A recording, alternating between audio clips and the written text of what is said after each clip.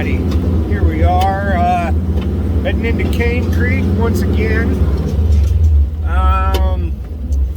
This is the third vehicle swamped in the same spot in Kane Creek. Coming quite the notorious little spot to swamp a rig. Anyway, I get kind of a chuckle out of everybody because, you know, they got to do the whole standard, you know, what do you go recover more, Jeeps or Toyotas? And, you know, then ensues the shit talking about, well, a Toyota could have made it or a Jeep would have done it. And, you know, or now the new thing is side by side. Well, side by side would have done it. Back and forth. So, in the last month and a half, we have got a Jeep out of here, and then a Lexus, Toyota, and now I'm going in for a side-by-side, all in the same spot. So, does not matter the vehicle, it's the driver.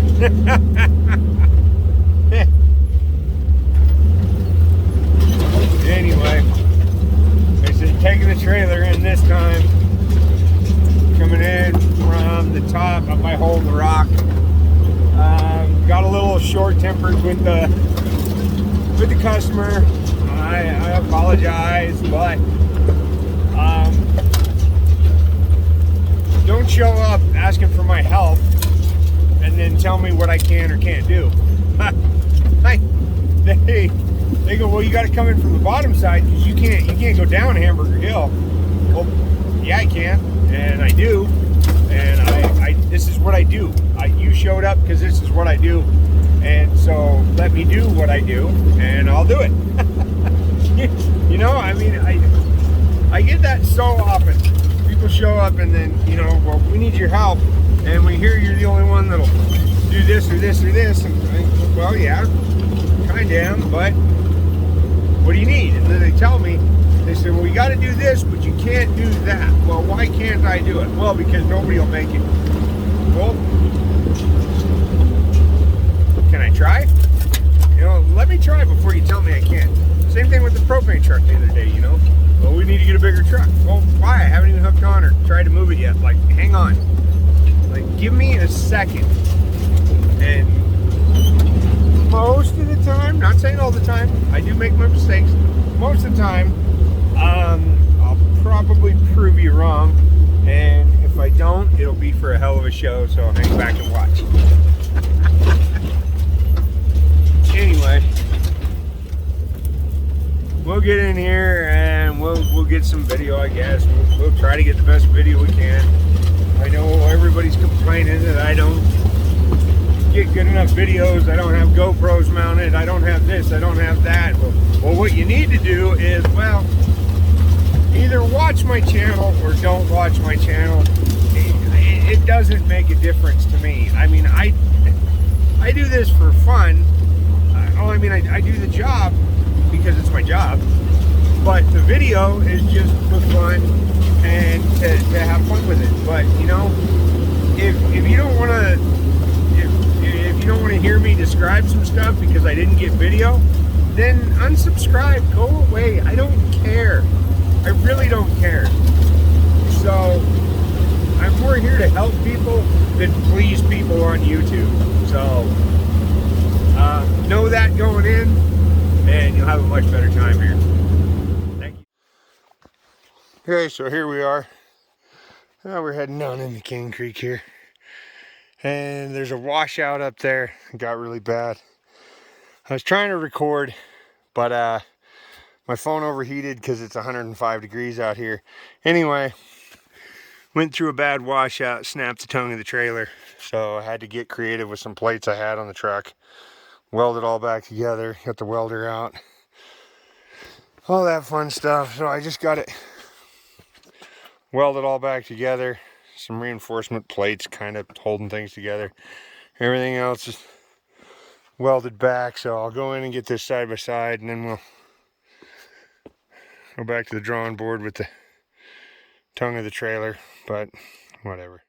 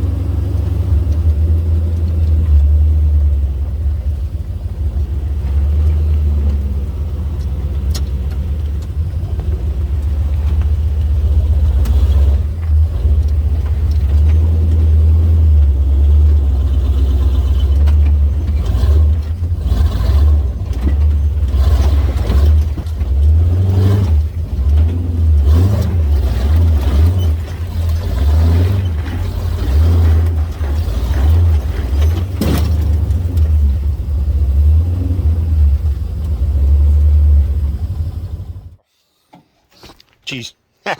Anyway, so I'm trying to climb this rock right here, while it's also trying to climb up over this rock,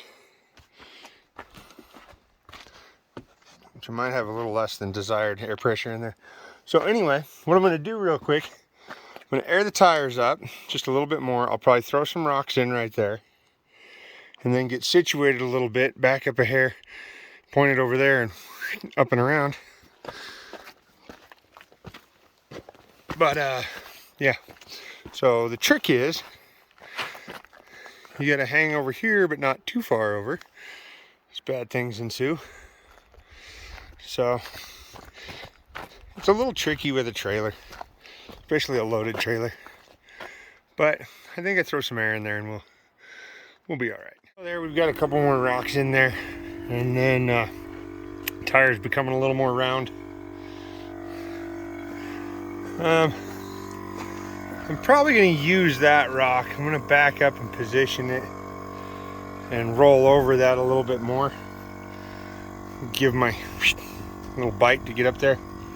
And yeah, should be all good.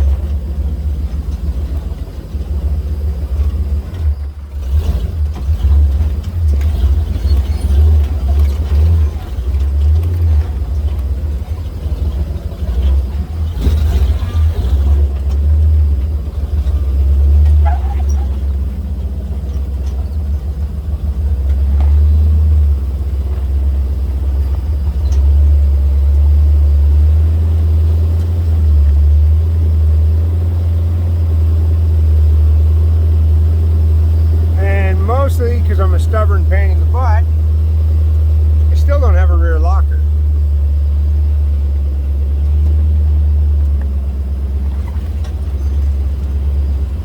I need to get it fixed or get a new one because I need it, but I'm too stubborn to say I probably shouldn't do that job because I don't have a rear locker. And here I am.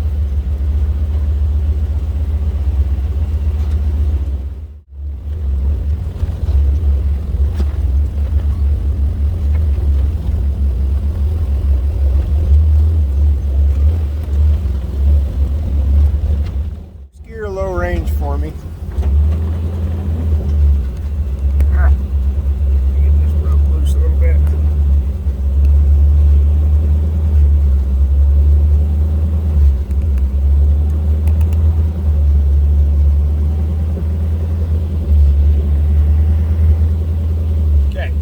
So that's low range first gear. I've got 410 gears and 37s, no doubler. Of course, I get told by everybody I need to go lower gears. I don't feel I do. I mean, it would be handy in a couple instances, but at the same time, it almost hurts more than it helps. Because right now,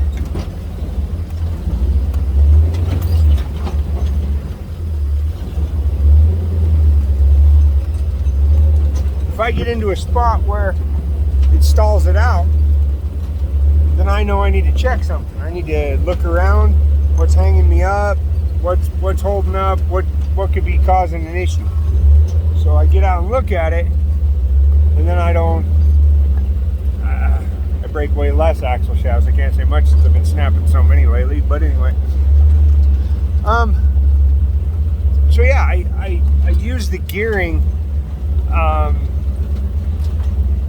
to kind of help me plan my lines and keep an eye on me if I'm not watching what I'm doing, you know what I mean? So that kind of helps me out because I can watch it, or I feel it out. I slipped the clutch a little bit. I've smoked it a few times, but I mean, I change the clutch every year and a half, 2 years, whether it needs it or not, just because it's a wear item. So yeah, and that whole aspect, it's just what I do. So I feel going lower gears, a little lower might help me, but too low, and I think I'd be getting in a bind and snapping more stuff and having more of an issue than it would really be helping. So, and then you can see where I'm having to hug the edge of this, because on this side we've got a rock outcropping here. And then right here we've got this rock that we've got to miss, and of course we've got a trailer behind us. So you kind of run up on those rocks to get close to there. And then you can see right there, I'll just miss that rock with the tire. Because I've done this enough to know right exactly where I got to do and what I got to do. For that reason, it helps pulling rigs out, because when you're pulling a rig out, when you're carrying a rig out, it's almost you're pulling a trailer. So, said right here, you gotta keep an eye on things. Keeping an eye on things. Playing with a phone, videotaping it. Well, there's that right there. Yeah, more of this windy shelf road where you got rocks on that side, drops on this side. You gotta make sure everything clears and goes through and fits while swinging wide enough for everything. So this guy here the trailer will ride up on that rock.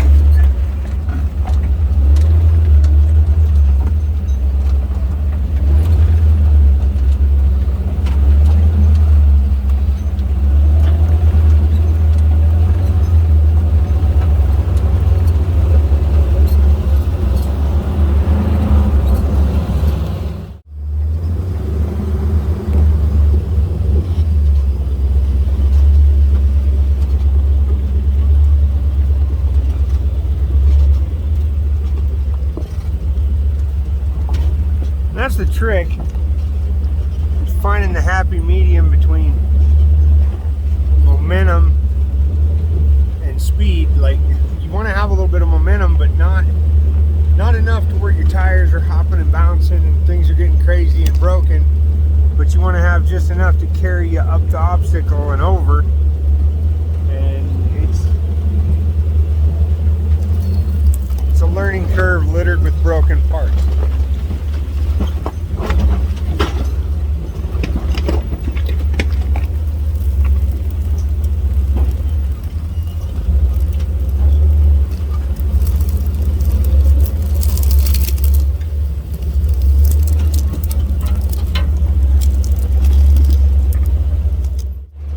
This little spot is tricky. I don't care whether it's with a trailer, pulling something, anything. It's just a tricky spot.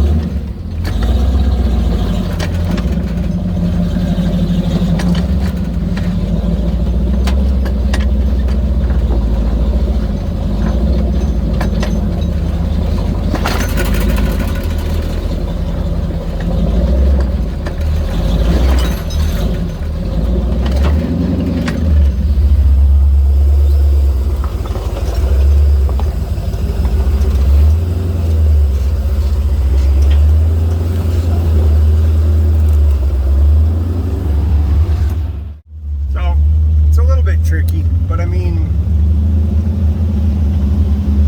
you got to be confident in well, I don't know. You got to make sure that you know that if you're yanking on the trailer and doing weird stuff with it, especially the axles, that it's going to hold up. Because these aren't regular axles, because the trailer axles I bend all the time, or I bent all the time, so I did away with those. And like I said, it's all trial and error. Way more error. But you got to be willing to do that. You got to be willing to break your stuff to try and do better. But that's a weird way to say it. But I don't know. More of my Rory's rambling recoveries.